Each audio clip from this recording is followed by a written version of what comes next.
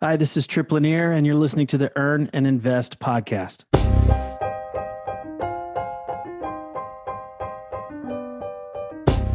It was the beginning of the end. I could feel the tears drop down my cheeks as I sat in the darkened theater. We were watching a documentary about what physicians go through in today's healthcare system. And I was doing my best to rub the tears away. My wife was sitting next to me, and I was trying to hide the emotion that had come flooding in. And by the time the lights went up, I had composed myself. And the director of the movie stood up at the lectern and commanded all the physicians in the crowd to rise. And then she started to clap. And a standing ovation spread throughout the theater. And it felt really good. It was like all those expectations from my childhood, my own goals and dreams, the expectations of my family, everything that I had built my identity around came to a head in that one moment. And I felt loved. I felt supported. I almost felt deified for 5 minutes. That's it. 5 minutes. And then I went back to feeling normal again. Those 5 minutes came at a cost. What I had experienced to get to this vaunted place was often unpleasant. I mean, I spent all of high school and college studying. I locked myself in the library during medical school. And then during residency, I went nights without sleeping. As a practicing physician, I held people's lives in my hand. And with that came all the shame and worrying and fear for that 5 minutes. It was the beginning of the end. You better bet from that day on, I decided to spend a lot more time enjoying the experiences and being engaged in things I like to do, and much less time worrying about the goal. Tripp Lanier is a professional coach, author of This Book Will Make You Dangerous, and host of the New Man podcast, Beyond the Macho Jerk and the New Age Wimp. Tripp, welcome to Earn and Invest. Thank you. Wow, what a powerful story. I'm still sitting with it. It really came from reading your book. And so we're going to dive into that because a lot of these memories came to me as I was reading chapter after chapter and thinking about the importance of goals versus experiences. But before we get to that, I have a burning question I have to ask you. Did you really go to a strip club with David Lee Roth? I did. Yeah. You have to tell me the story. Where is that? I was like, where is that on a... Oh, yeah, that's a video. Okay. I was like, wow. You got to tell me how that happened. One of my dear friends worked with David, and so it was just, hey, why don't you come down to the studio, meet Dave, and listen to some new songs? And oh, by the way, why don't we just go across the street to the strip club? So, this was a long time ago, back when things were a little bit different. But yeah, that got to happen. And David Lee Roth is known as kind of a madman, but he was kind of subdued at the strip club. Is that right? I don't know, subdued. I just found him to be really grounded in that moment, at least. I think, like I talked about in the video that I posted, that you think here's the guy that wears pants with the ass ripped out of him, right? He's just going to be nuts and bonkers and bouncing off the walls and everything. He's actually very grounded. He was a gentleman and wasn't calling much attention to himself at all. And so it was nice. We sat in a booth and listened to Van Halen stories and, watched the ladies. You have made a career now of coaching and, in fact, really coach men about men's issues. How did you fall into this field?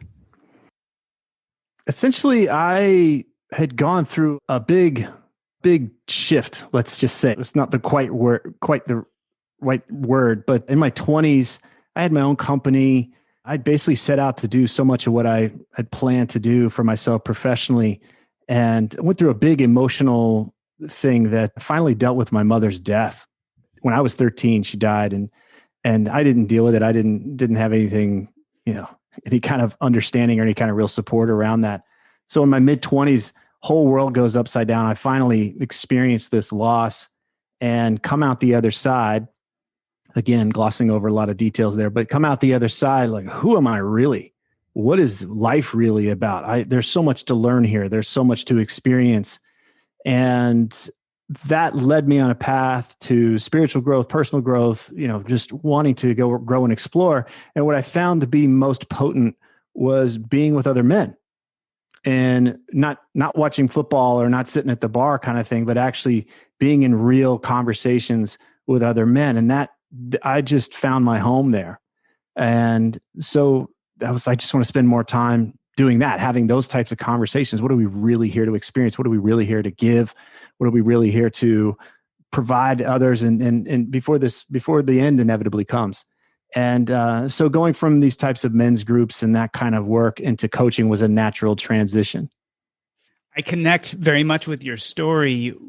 In my introduction, I talked about being a physician and what that felt like. Part of what propelled me to becoming a physician was my father, who was a physician, died when I was 8 years old. And I had some of that reckoning in my 20s too. So I kind of understand what that feels like. And I really connect with that story. Anyone who's gone through that, who's lost a parent, can look back at their life and see how profoundly it affects their trajectory of who they become and what they do with their lives. So you talk about feeling comfort in this space, hanging around men. And I want to talk about the name of your podcast, because I think it brings up an important point. It's called the New Man Podcast, but then the subline is Beyond the Macho Jerk and the New Age Wimp.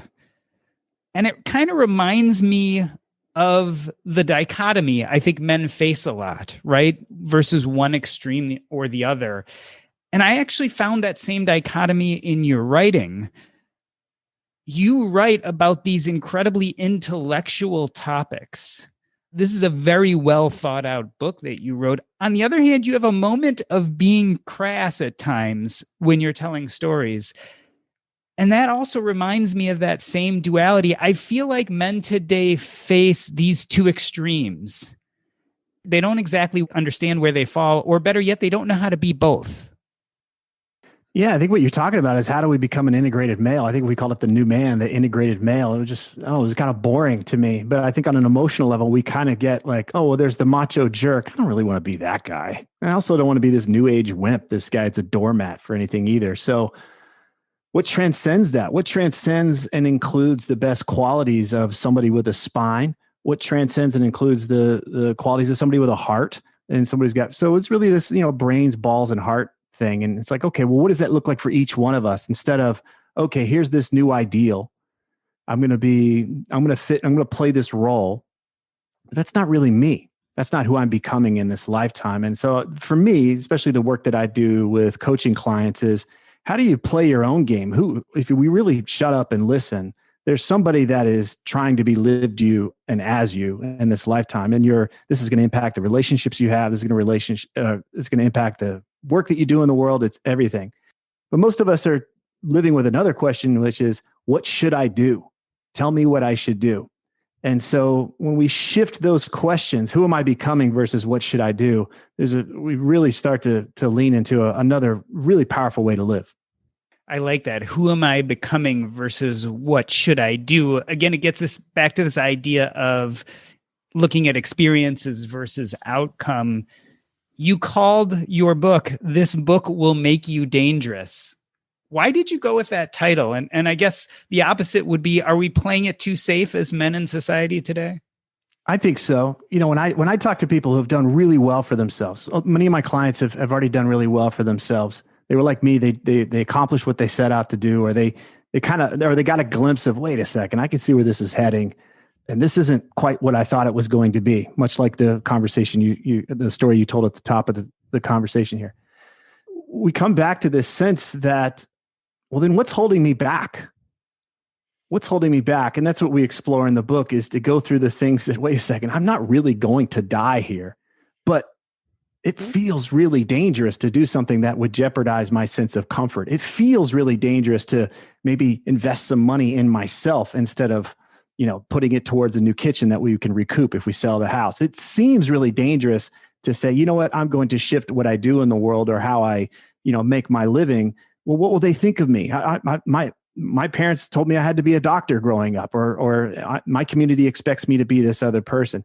All of that stuff is what we've adapted to believe in our modern cushy society as danger. And if we zoom out and we really take a look at it, which we very rarely do, we can start to see, well, is this really that dangerous? Is it really worth getting to the end of my life and saying, well, I played it safe really well? I mean, is that really what it was all about? And I don't want that for you. I don't want that for me.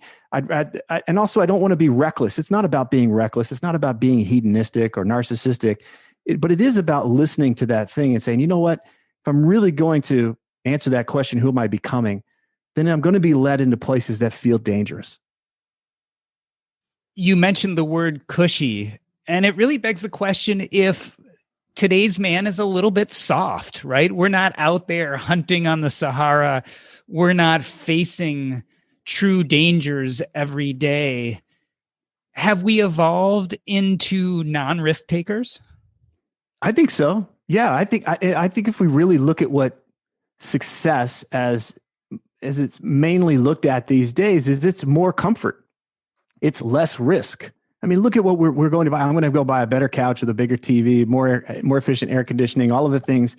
I'm going to make sure that my finances are more stable, more taken care of. And then I'm also going to make sure that everybody loves me, right? This is the social media or it's whatever status thing I do in my world with country clubs and that kind of stuff. So we're seeking these places where we're more and more walled off and more shored up. And it doesn't invite us to be risk takers. It doesn't invite us to say, you know what, I've got a hunch. I'm tired of feeling trapped, or I'm tired of feeling drained. I'm going to go explore something else. It's like, no, I better not. I better just stay with what I know and what people expect of me. One theme that's repeated throughout the book is that there are these 3 threats or fears that tend to hold us back. How essential is this to moving forward to understand these fears, and what are they? Well, let's talk about what those fears are. There's a lot of fears in our life, right? And there's some substantial real fears. But most of the time when I'm working with somebody to improve their relationships, to improve, put themselves on a different track professionally, one with more meaning, one with more alignment to their values, the things that we come up with is, that might require a lot of work. That's going to be uncomfortable. Right? Or that may require an uncomfortable conversation. Okay, we can't do that. Or that's going to be risky to my time or my energy or my money. I really don't want to put my time and energy or money at risk here. So let's not do that. And then the third one, which is really the big one, is this sense of identity, this status that we have. I'm used to making a certain amount, being seen as a certain person in my world. I can't do anything to jeopardize that. That can feel really dangerous to us. So that comfort, risk, or certainty, and then that third one being self-image, those are the 3 big ones that I know without a doubt are going to come up when somebody comes to me and says, Tripp, I want to go do XYZ in my lifetime. I know we're going to bump up against that stuff consistently, not just once, but over and over and over again. Let's talk about identity. You opine in your book about experts that push success in their readers. And you say, but unfortunately, many of these well-meaning authors and experts are really just trying to help us get better at playing a game we can't win. Are we too worried about success unto itself? I think there's a version of success that most of us buy into, which is we just need a little bit more of this, or we just need to get to this place and there's a finish line. So one of my coaches, Phil Stutz, calls this exoneration. And it's this belief that if we could just get this one thing handled, then we're done. We've reached the VIP section of life. We've reached this section where there's a velvet rope, and then it's easy street, baby. We don't have any more problems to worry about. And what I see in so many of these books, and unfortunately a lot of them get sent to me because they want to be interviewed on the podcast, they're buying into this game either unknowingly or knowingly, saying, yeah, if you buy my thing, I'm going to teach you this thing and then you'll be set for life and you'll be fine. And I'm just tired of it. I'm sick of that being propagated out in the world, because people do the things that they think they should do and get to this place and like, really? That's it? That's all it was? 5 minutes of adoration? I did all of that for 5 minutes? Like, we've all have these versions of this story, and we thought there was really going to be this kind of summit or this finish line, and then it would all be, like I said, smooth sailing from there on out. But I'm tired of that recipe for huge disappointment and then a crash. What have I done with my life? Who am I really? And it's a sad place to land. And that crash is exactly where I was after receiving that round of applause in that movie. I like to call it the achievement treadmill. And a lot of people talk about the hedonic treadmill. You mentioned it in your book, this idea that we adapt to change and it becomes regular. So a lot of times when we're talking about the hedonic treadmill, we're talking about buying things. And the more expensive things you buy, you're actually happy with them for a short period of time. And then it's already to buying the next thing. I feel like achievements are the same. And I found this in my medical career, that every time I summited and achieved something, instead of being happy or feeling like life had taken care of itself, or in your words, that I was set for life, instead, I was already going to that next achievement. And it was a very unsettling place, which I don't think fits really well into our narrative of how we're supposed to be. The idea is you're supposed to hit these achievements and that's supposed to be fulfilling. Well, I think that's it from that kind of survival mentality, which is once I get to this place, I can finally let off the gas. I can finally stop outrunning this big bad monster that's going to get me, right? Whatever that thing is. I want to be really clear. Going and achieving stuff can be really fun. It can be really enlivening. But when we attach our sense of well-being to that achievement, or we attach this belief that says, I can finally enjoy my life once this is done. I'll finally give myself permission to be who I truly am, to, maybe explore the other things I want to do. I think that's the trap, where we're going to finally feel whole. We're going to finally feel complete. That's the trap, which is different than I'm already coming from a place of wholeness and completeness. Now, what do I want to create?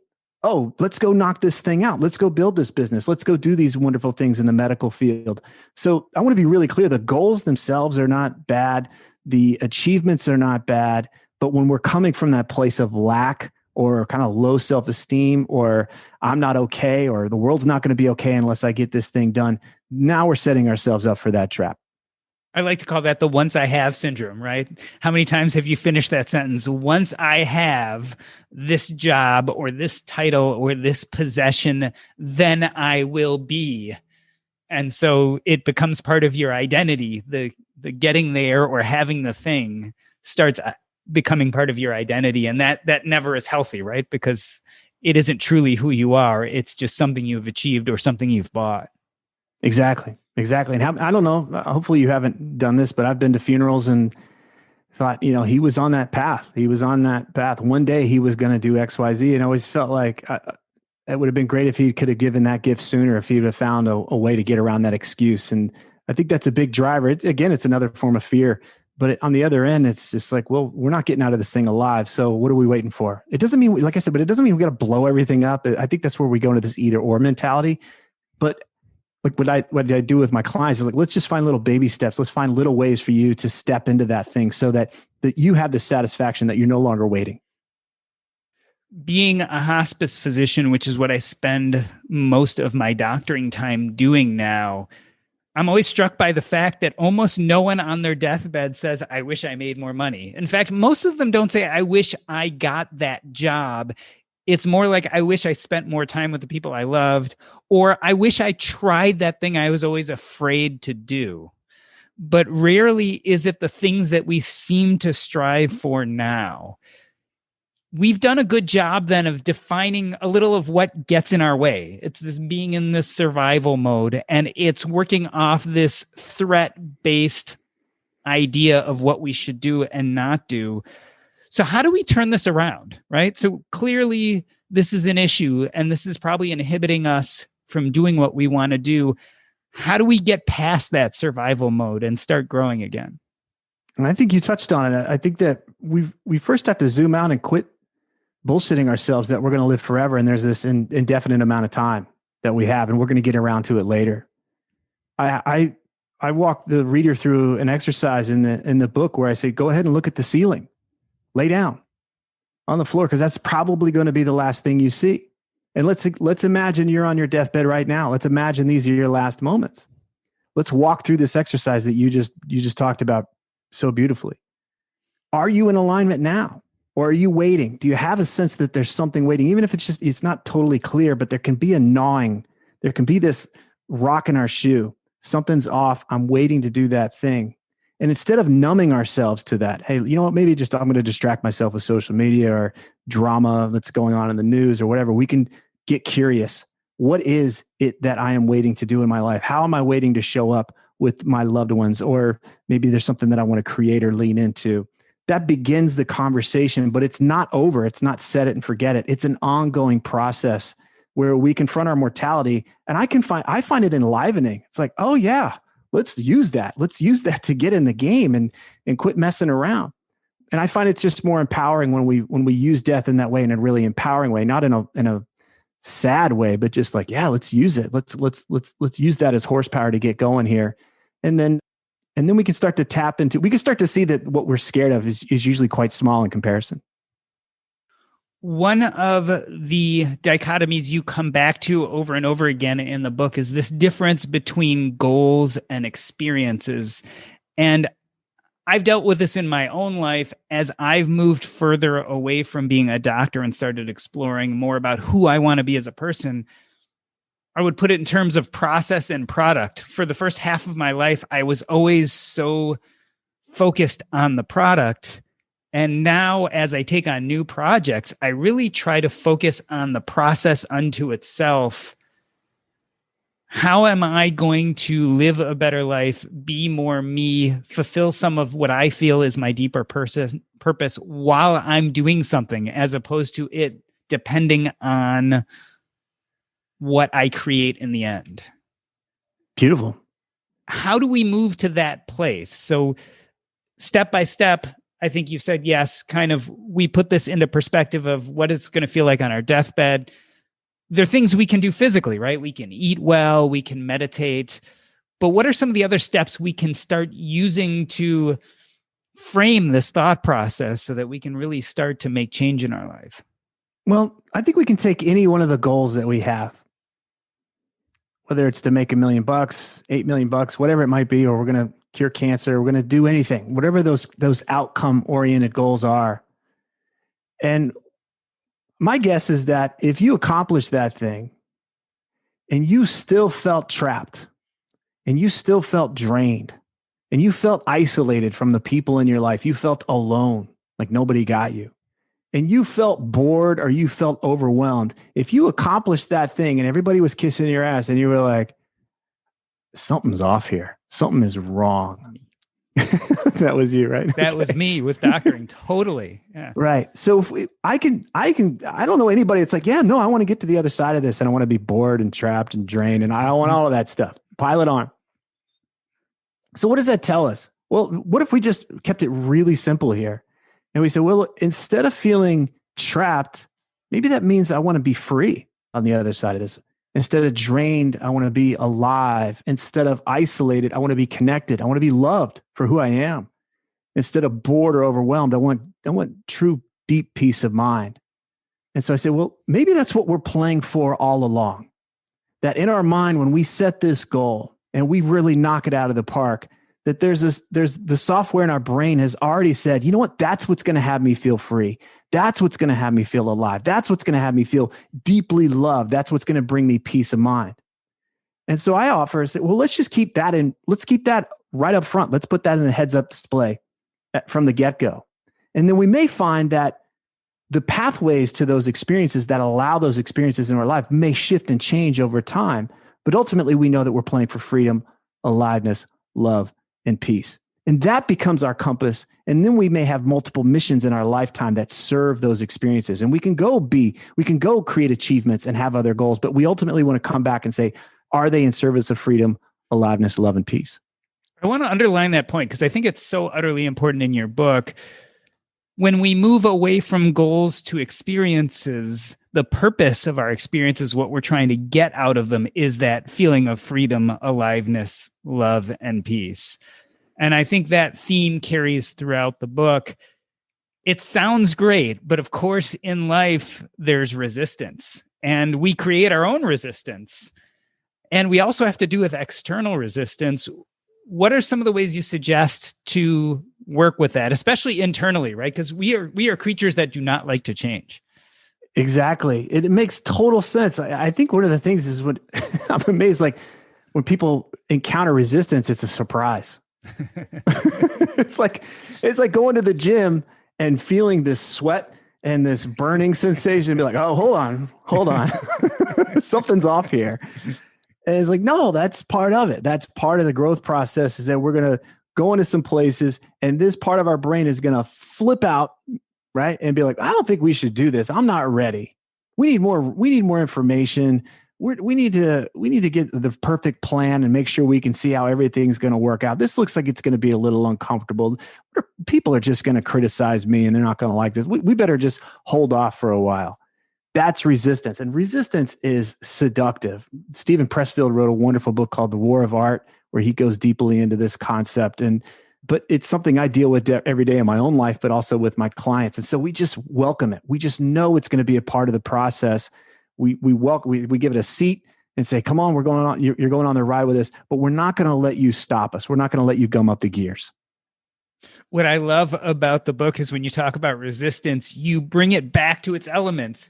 And somewhere deep down inside, it comes back to those three fears and threats. So we hit the resistance and our first thought is, I'm going to die, or I'm going to lose all my money, or I'm going to lose my business. And part of the process is walking those back and really questioning and saying, okay, is that really true? Like, I have these deep held fears, these threats to my safety, but is that reality? And it sounds like when you can identify them, it automatically becomes easier. That would probably be a wonderful audiobook if I could go back to all the recordings of my clients. And when they tell me, it's like, yeah, this will definitely kill me, or this will, like, you can hear the excuses. It's easy when you're on the outside and they're not your excuses. You can be like, that is so crazy that anyone would believe that. But when it's you, it feels real. And all it is just underlying our commitment to comfort, certainty, and looking good.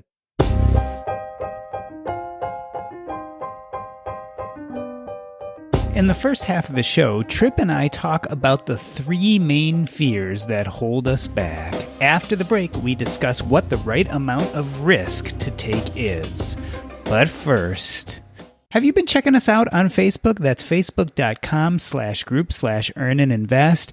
You will find there a discussion with our community about topics similar to what you hear on the podcast, whether it is personal finance, the current news of the day, occasionally politics, what have you. You can hear it on the Earn and Invest podcast Facebook group. That's facebook.com/group/earn and invest.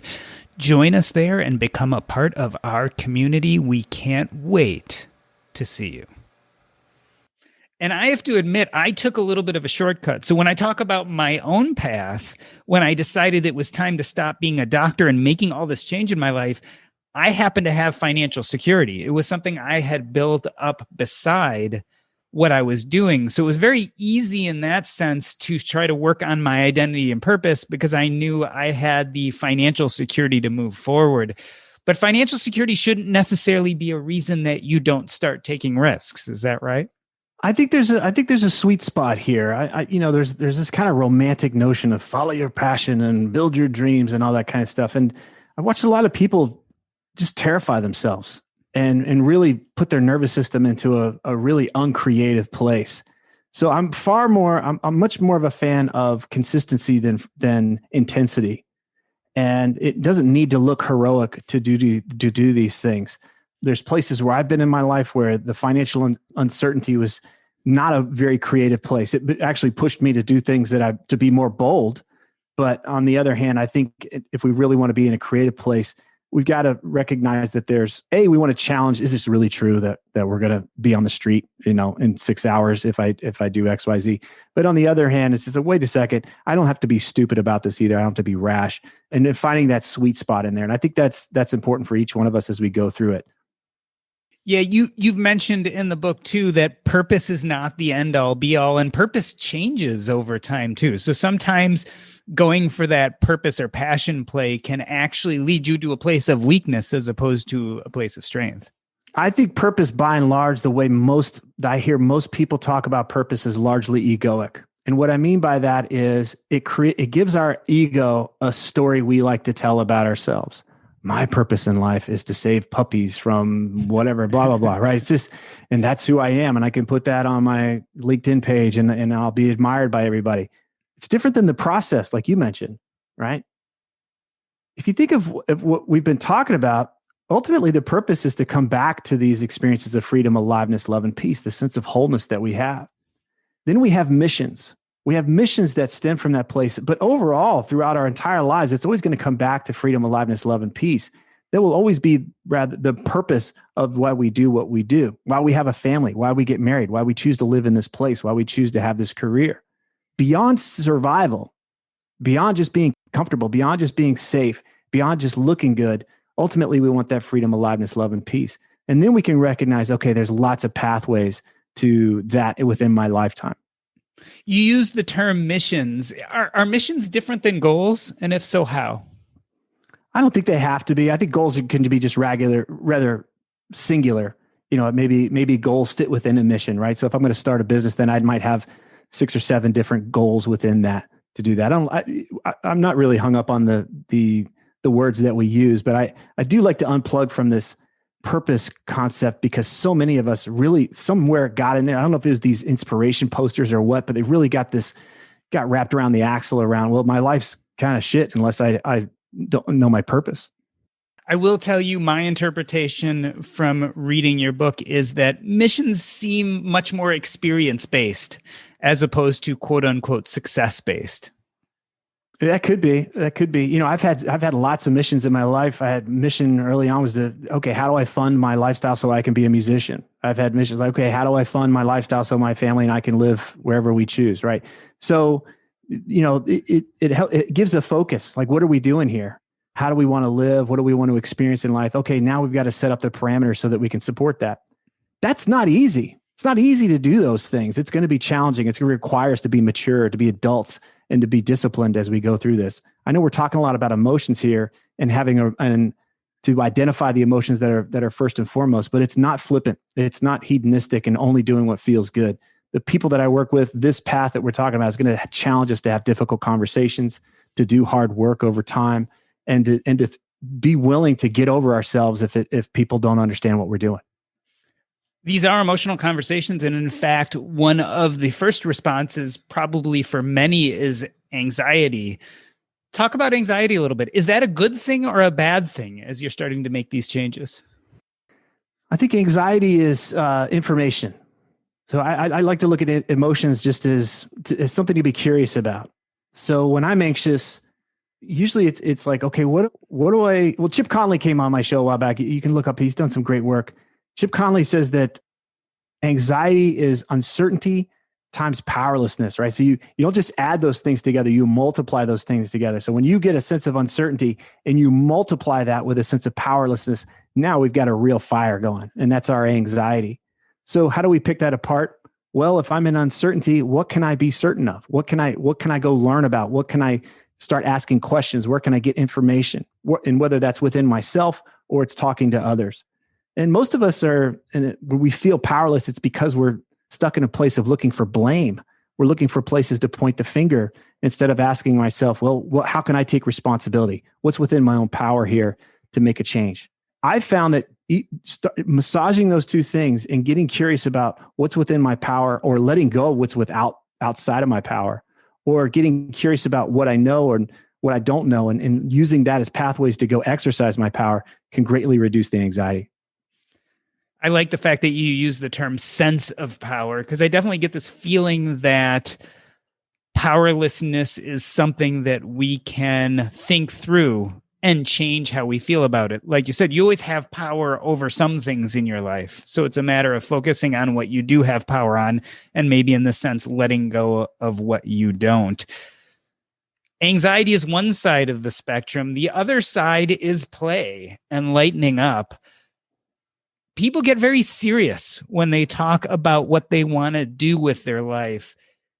You seem to think that maybe that inhibits them as opposed to helps them. Absolutely. Yeah, think about that, right? How many of us use money as the bottleneck for doing what we want to do in life? Right? It's like, oh, I can't make money doing that, so I'm not going to pursue it. Or that's going to cost a lot of money, so I'm not going to pursue that. We find ways to justify whether something's worthwhile, and money tends to be this great, way to kind of say it's okay or it's not okay. I think if we come back to those conversations that you have with your patients in hospice care, it's like, I don't know if that's really was it. I imagine they would have rather that they had more fun in their lifetime. And fun can be a dirty word for some people. They just really think it's flippant and childlike and whatever. But I think when we're in a playful state, it doesn't mean that we're being frivolous. I think that it means that we're more creative. We have access to parts of our thinking, parts of our creativity that are not there when we're convinced that we're about to die or that everything's about to go under. I like that relaxed sense of play that comes along and says, yes, let's tackle this problem together. Let's go in this thing, knowing that even if it sinks, we're probably still going to be okay. We'll pick this up and we can use it for something else. I can't tell you how long I waited to explore writing and podcasting and public speaking, because somewhere in the back of my mind, I kept on saying, well, you can't make money doing that. You make money being a doctor, so you should continue this hectic lifestyle of being a doctor. And although every chance you get, you start writing or doing something more creative, that's for that extra little me time when you're not busy making a living. And it's funny how we tell ourselves this story, because maybe it's just scary to flip that around and say, maybe I can do something where I do lighten up or I have joy, and yet it still can be concrete work that does produce money or a career or other things. We don't give ourselves that permission, maybe. I think it's where we've internalized an external authority. What do I mean by that? The voices we heard growing up were, get your homework done, get this thing, you got all these things you got to do. And I don't think that was a bad thing, right? There was but it wasn't balanced with, and go enjoy what you have to do. As adults, we grow into this world and it becomes one or the other. I think as maturity really means that I can be responsible, I can be disciplined, I can make sure the bills are paid and there's food in the fridge, but I also am going to play. I'm also really going to enjoy my life, that it doesn't have to be a one or the other. Either I do my homework or I go outside and play. I think that's what's missing, is that kind of both and mentality, that it's just one or the other. And it's unfortunate. It gets back to that duality we were talking about with the name of your podcast. It's like you're either this jerk on one side or you're this wimp on the other. I know as a man, I feel like it's sometimes hard to see those shades of gray, or as you were saying, to be the both and. You can be bold and innovative and sensitive. And it's like, no one taught me that maybe as a kid, and it's taken years to realize that one doesn't detract from the other. Not if you take the best of both, right? And transcend. Because a lot of us think, well, I've got to water down both. In order, it's more on this kind of lateral plane. I'm a little bit of a wimp and I'm a little bit of a jerk. Like, no, you're missing it, right? It's about, okay, I'm going to be sensitive. I'm going to be open, but I'm also going to be firm in what I say and what I think and what I do, right? So there's that sense of it. We don't have a lot of role models for that. There's not a lot of talk about that. We live in it's comfortable to be in a black and white world, but I think when we really get in there, especially if we really get to know one another, we live in those shades of gray, as you said. I know one of my mental blocks certainly was this idea of getting over myself. I know I had these ideas of who I was supposed to be, and that was acclaimed and recognized. I was going to change my community. I was going to change my world. And at some point, I got to thinking that I could be the greatest doctor in the world and change society, but in 50 or 100 years, probably no one would remember me. And so maybe this process of getting over yourself is important. Do you think we place too much importance on acclaim? Oh, yeah. Big time. Big time. And the only reason why I say that is that I find it's where the most suffering comes from. When we're worried about how we're seen, we're worried about how we're perceived, we're worried about whether somebody thinks this or think that, or it's just so much struggle goes there. Unfortunately, I know of men in our lifetime that grew up with this script that says, you can't be weak. And instead of getting help, some of them will choose to end their own lives. It gets that far, right? Where they can't be helped. At least it's like they'll end their life, but at least they weren't weak, right? At least they didn't ask for help or get help. You realize how insane that is, right? That we go through this stuff. That's all on ego level. There's nothing in there that was going to kill that guy if he went and got some help. But it would threaten his ego. It would threaten his self-image to do that. Luckily, I think that as we're maturing and as we're evolving here, we're starting to see through these old scripts. It's easy to look back on generations before and see how these scripts are going by the wayside. But it's things like that where we can see just how much the importance we put on ourselves. And I'm raising my hand here. Like we all do it. It's just part of the programming that we have. But it's great if we can start to catch it and be like, okay, there's that thing I do where I'm going to make it seem that it's really important or I'm really important here, or I need to be really important here. Which is a lot different than what do I value? What do I stand for? Those stay constant, but the aspect of that I need to be acclaimed or recognized or adored or validated, maybe not. What if not? Like think about how much more free and powerful you'd be if you didn't give a damn. Do you think society is evolving to allow men to be less quote unquote strong, to be well, more I would watch that word. I think we get stronger when we're willing to go into the places that scare us. So I wouldn't, maybe another word. I just want to, maybe is it that one? Yeah. It's maybe tough. I'm not sure what the word is, because there's this idea in society of what a strong man is. Quote, and I'm using quotes again, because I think the idea is actually not appropriate. And I think that's a lot of what you talk about in the book.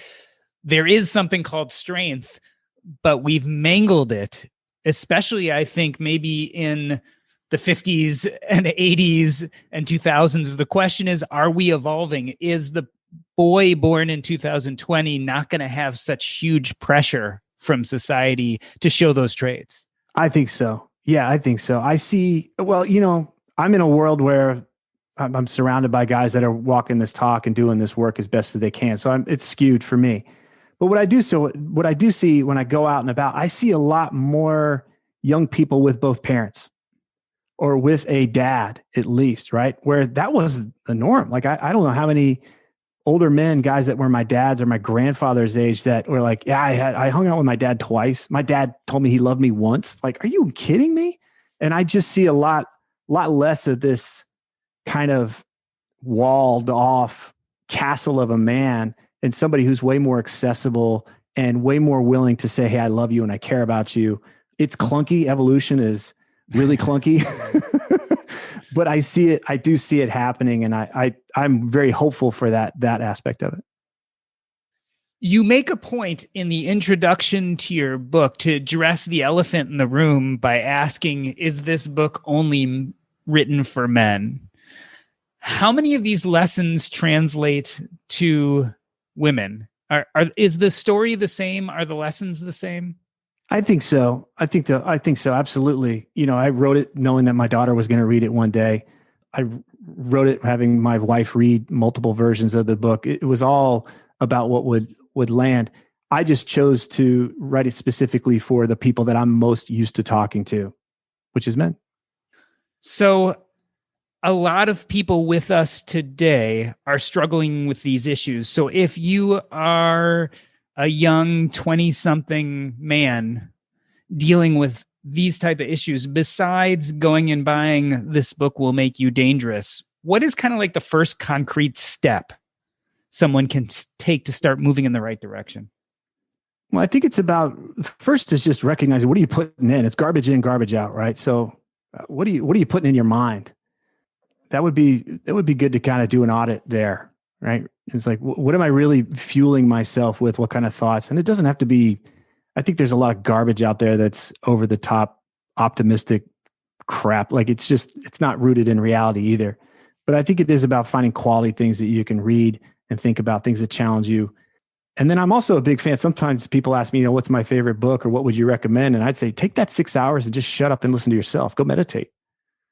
Go spend that time that you would have spent over a week actually listening to yourself. And you may want to run away. So it's like, can you find ways to distract yourself from yourself less? Like to really come back and get to know more of yourself, because those voices, those spheres, they're acting, they're on you 24/7. If you can get to know them, get to become friends with them, learn to expect them to show up when you're talking to that woman that you want to be with or going in for that job interview, I think we're in a much better footing to come back to this more integrated place that we've been talking about today. I like that. I look back at my own life, and when I think about all the times that I made significant change, one of the first things I had to do is question, what are the stories that I am telling myself about myself and why? And I think the second part of your answer really focuses on that, of that stillness that sometimes we need, whether that's meditation, to really listen to what are the narratives that we are producing ourselves about where we are in life today, and then trying to undo some of those, at least the negative ones. I think this is a time, especially during the pandemic, and we're slowly trying to recover from this recession, where people are questioning their lives. And certainly there are a lot of young men out there who are not sure what direction their life should take. This book, Will Make You Dangerous, is a good place for them to start. Tripp, it's been a pleasure having you on the show. Can you tell us what's up next in your life? And if people want to contact you, where can they find you on the internet?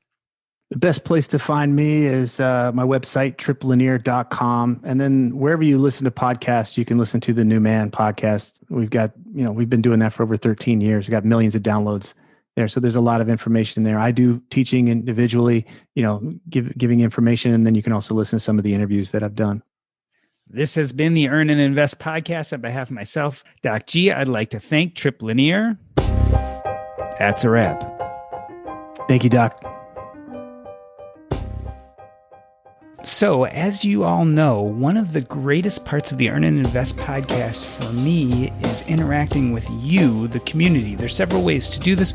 One is through our Facebook group at facebook.com/group/earnandinvest. Another is to go to the Earn and Invest website, earnandinvest.com, or you can hit me up on social media. I am on Facebook as Doc Green, also on Twitter as @EarnAndInvest, and Instagram @EarnAndInvest. I got a recent instant message on Facebook from Colin Hostetter, and he wrote, "Doc G, love the show. I've been listening for a bit now. You occasionally mention how you used to sell art. Have you ever done a detailed description on the show about the venture? It's something I've kicked around and haven't known where to begin." So this is a fun story, and I've told it here and there on social media and on the podcast. It pretty much started when I was a resident in Washington University in St. Louis.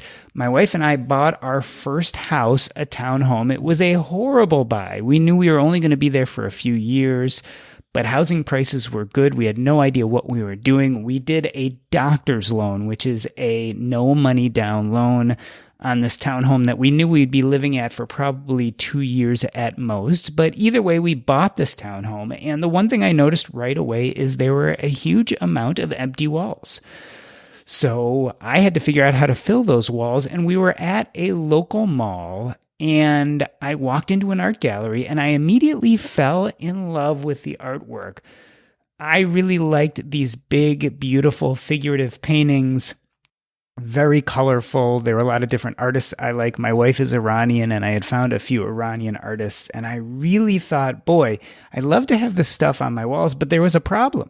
When you go to an art gallery and you look at the art, almost everything is in the thousands of dollars. It's really hard to find something that's affordable. So you can always go out and buy prints, which are cheaper versions of some of the same artists, but I really liked the way the original artwork looked. So what I did is I started shopping around, and this was back in the early 2000s. We were just starting to use the internet more, and eBay was new. So I was looking on eBay, and I started finding some of these artists that I loved, the ones that I saw in the art gallery, but the artwork was being sold for, let's say, 50% of what I found it for in the art gallery. And this intrigued me. So I shopped around, and I found that there were 3 or 4 major sellers.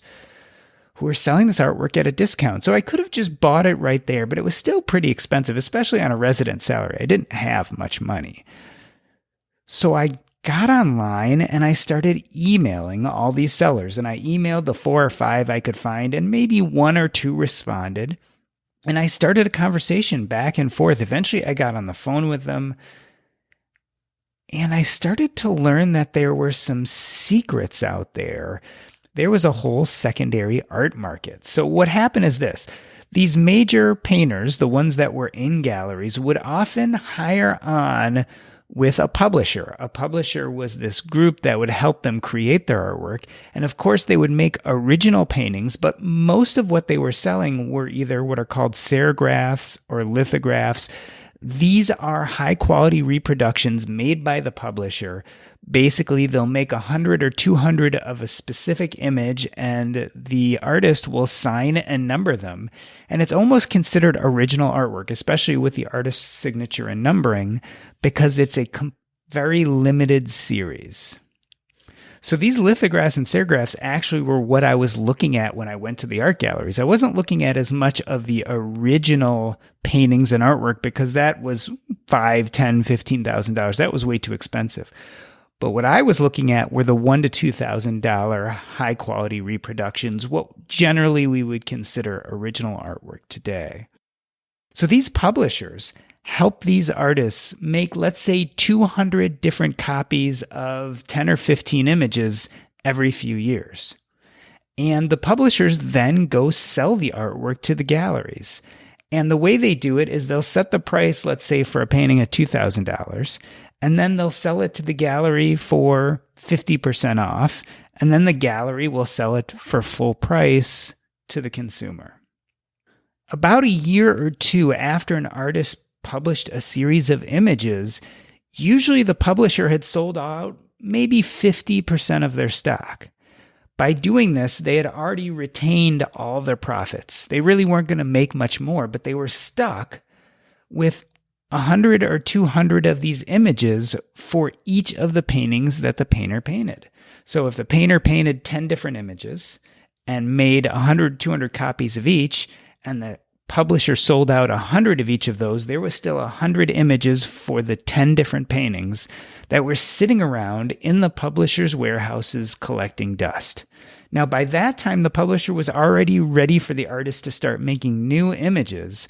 Those old images were unnecessary stock. The publisher had really already made their profits. So what would happen is these 4 or 5 big buyers would come in, go to the publisher and say, okay, I'll buy your 1,000 images.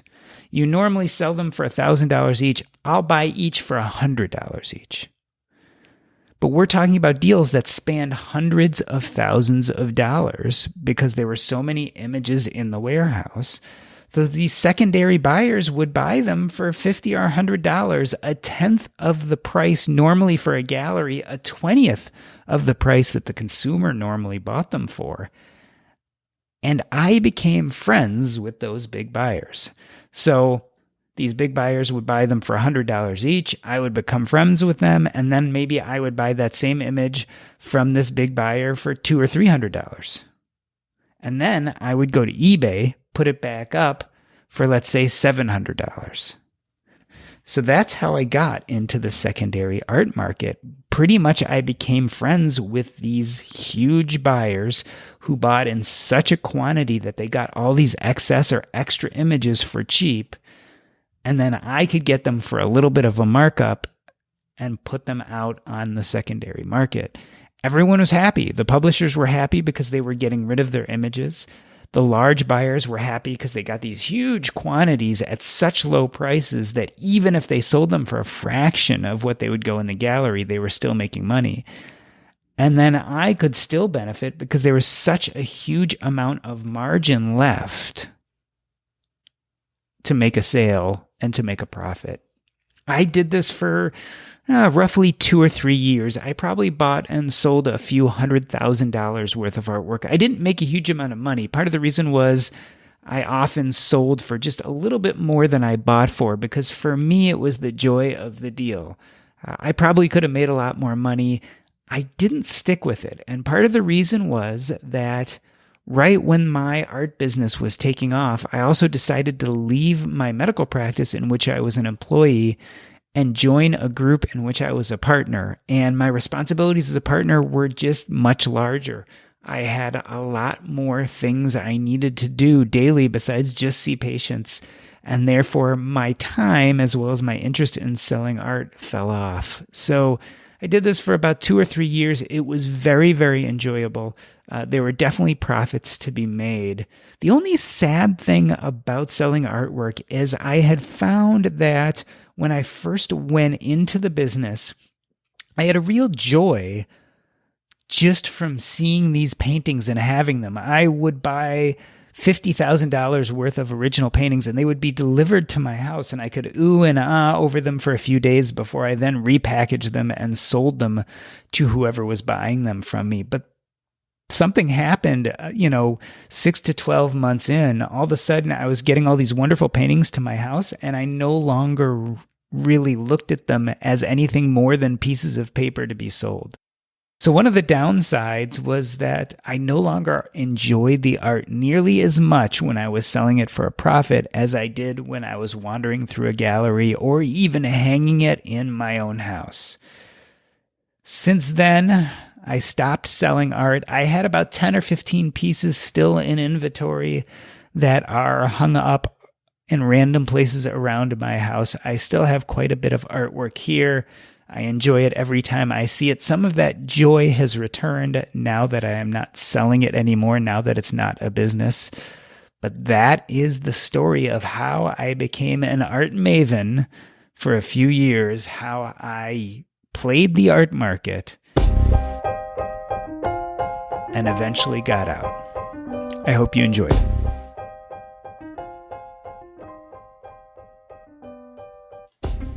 That was wonderful, man. I love that. That was so much fun. That was a lot of fun. I hope you feel, whenever I have a book as part of my prep, I always kind of ask at the end or tell you if there's something major you feel like we left out.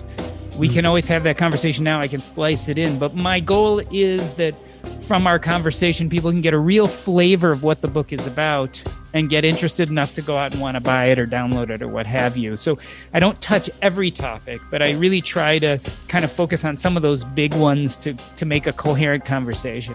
You rocked it. You did a wonderful job. I've had a lot of these interviews and you're at the top, man. Thank you. Thank you. It was a lot of fun for me too. And I think it's really good stuff. I think it's important. And I like the fact that you are willing to be a little bit more crass at times, that you are willing to, throw the language around there too, because I do think that is part of the story. It's like you can own a lot of these things and it doesn't mean you're disrespectful. It doesn't mean